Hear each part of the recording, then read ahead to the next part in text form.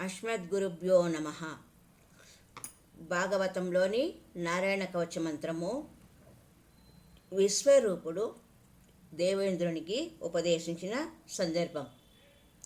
23వ శ్లోకం.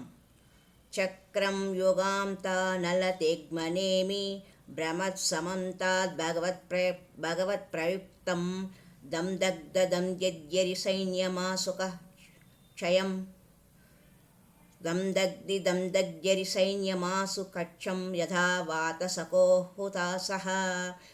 ఓం చక్రం యుగాంతా నలతిగ్మనేమి భ్రమత్ సమం తాద్ భగవత్ ప్రయుక్తం యుక్తం దం దగ్ధ్యరి సైన్యమాసు కక్షం యథా వాతసకో హుతాసః.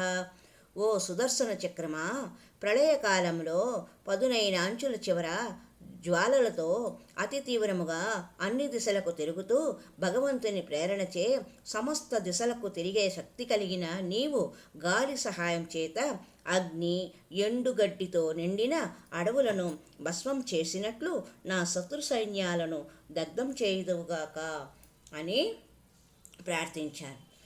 ఓం గదే సనిస్పర్శన విష్పులింగే నిష్పిండ్య జితప్రియాసి కూష్మాండవైనాయకాయ యక్షరక్షో భూతగ్రహాం చోర్ణయారీన్.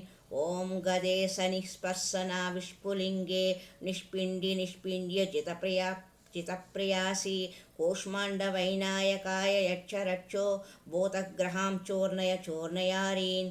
ఓ కౌమోదికి నామము కల గదాయుధమా, నీ నుండి జనించే నిప్పు కణాలు పిడుగులతో శక్తివంతమైనది సమానమైనవి.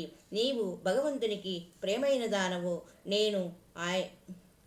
నేను ఆయన సేవకుడిని కనుక నీవు కూష్మాండ వైనాయకులు, యక్షులు, రాక్షసులు, భూతాలు మరి గ్రహాలు, ప్రేతాది సమస్త దుష్టగణాలను ముక్కలు నాశనం చేయుదుగాక, నా సమస్త శత్రువును చంపుదువుగాక అని విష్ణువు యొక్క ఆయుధమైన సుదర్శన చక్రమును మరియు కౌమోదికి అను గదను ప్రార్థించాల్సిన నారాయణ కవచ మంత్ర శ్లోకము. హరి ఓం తత్సత్.